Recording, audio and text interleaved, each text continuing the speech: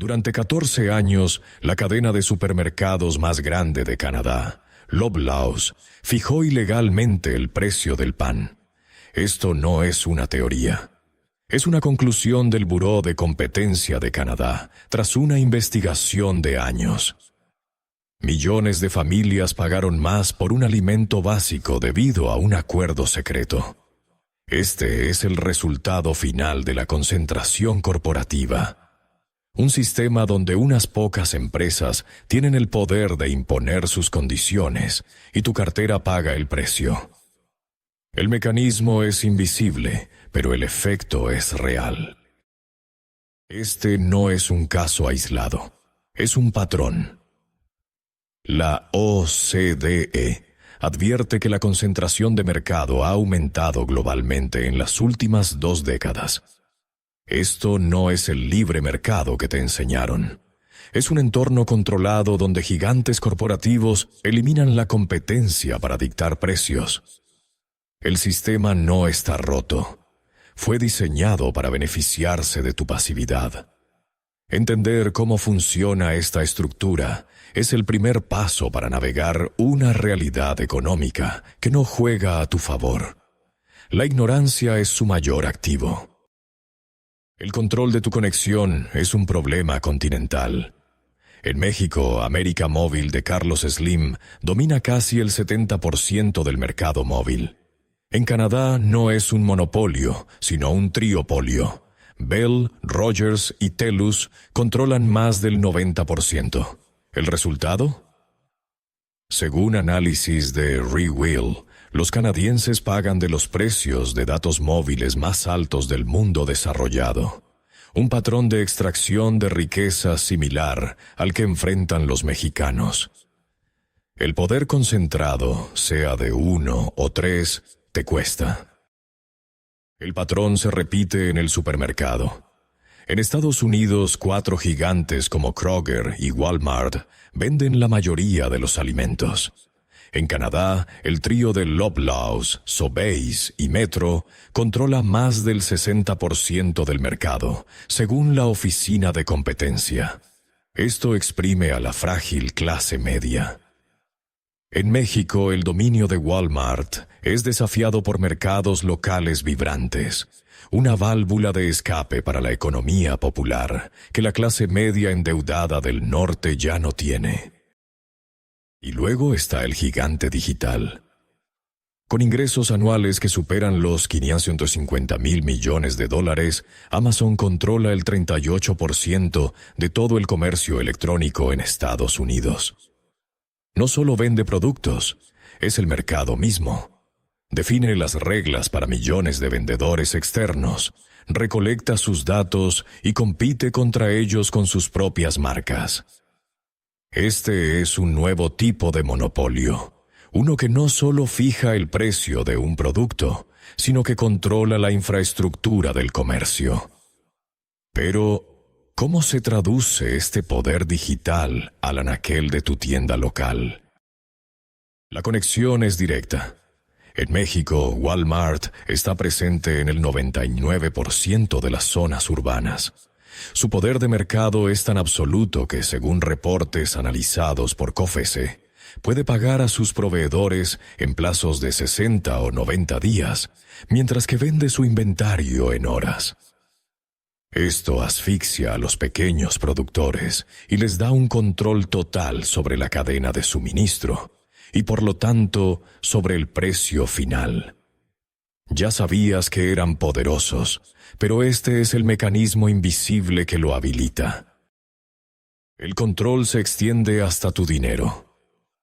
En Canadá, los 6 grandes bancos controlan un asombroso 93% de todos los activos bancarios del país, según datos del Competition Bureau. Esta falta de competencia real significa que tienen un poder enorme para fijar las tasas de interés de hipotecas, préstamos y el rendimiento de tus ahorros. Cada decisión financiera que tomas hoy está influenciada por esta estructura concentrada. No es una falla del sistema, Es la característica principal que lo define y limita tus opciones económicas. Desde tu internet en México hasta el pan en Canadá y tus compras en Estados Unidos, el precio de todo está influenciado por una élite corporativa. La concentración de mercado no es un tema académico. Es una fuerza invisible que extrae riqueza de tu bolsillo cada día.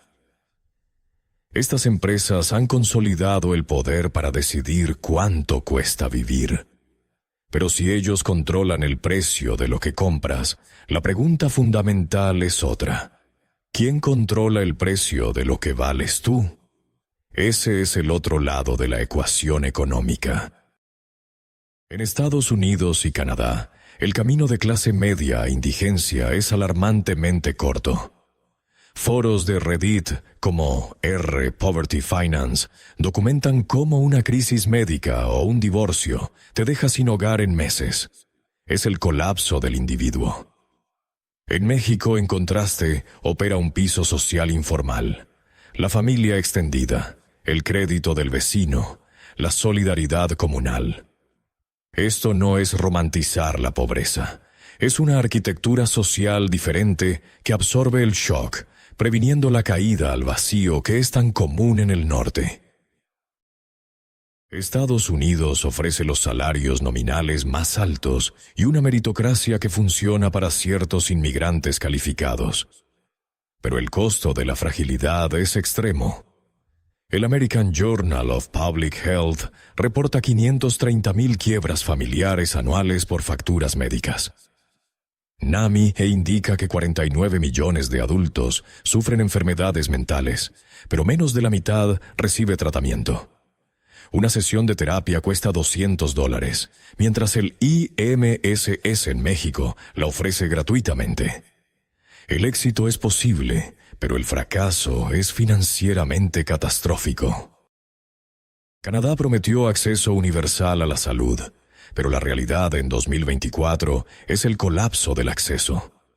El Colegio de Médicos de Familia reporta que 6.5 millones de canadienses no tienen doctor. Datos del CHI muestran esperas de 22 horas en emergencias. El Commonwealth Fund clasifica su sistema en el 10º lugar de 11 países comparables, casi al final. El sistema existe en papel, pero para un paciente con cáncer esperando 6 semanas por cirugía, esa promesa se siente como un fraude institucional. La crisis de vivienda canadiense no es un accidente. Por 40 años, políticas de zonificación protegieron el valor de las casas. Ahora, el gobierno, cuyo ingreso fiscal depende de propiedades caras, se beneficia.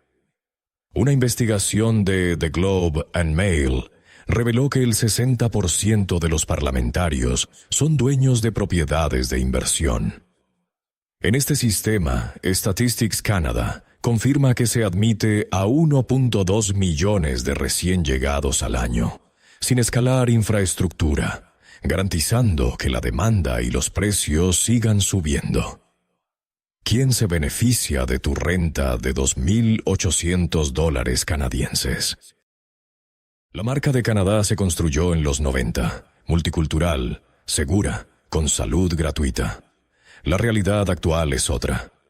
El World Happiness Report de 2024 la ubica en el puesto 15, cayendo del top 5. El subreddit Living Canada, con canadienses emigrando a México o Colombia por costo de vida, creció 400% en 3 años.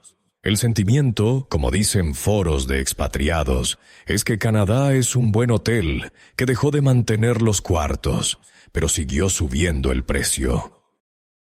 Sí, México enfrenta serios problemas.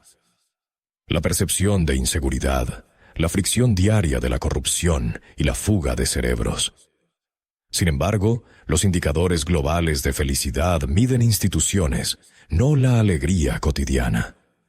México califica más bajo en esos índices, pero según Gallup, mucho más alto en emociones positivas diarias. Reír, disfrutar, sentirse respetado. La calidez El tejido social informal y una vida centrada en la comunidad generan una resiliencia que las métricas del primer mundo simplemente no pueden cuantificar. Es la paradoja tóxica de Norteamérica. México es un punto clave en la producción de fentanilo, pero datos de la OMS muestran que su tasa de desorden por opioides es solo 0.3%. En contraste, Estados Unidos está en 1.6% y el Downtown Eastside de Vancouver es, según CBC News, el epicentro del consumo en el continente. La crisis en el norte no nació en México, sino en las farmacéuticas estadounidenses y la sobreprescripción médica. Culturas diferentes, adicciones diferentes, responsabilidades diferentes. Al final, el costo de vida no es solo monetario. Es la libertad que te permite tener. En Estados Unidos es la libertad profesional con el riesgo de la precariedad financiera. En Canadá era la libertad de la seguridad, hoy ahogada por la ansiedad económica. En México es la libertad social y comunal a cambio de una menor protección institucional. La pregunta que debemos hacernos no es solo cuánto cuesta vivir, sino qué tipo de libertad valoramos. ¿Y qué significa la libertad cuando estás a una crisis de perderlo todo?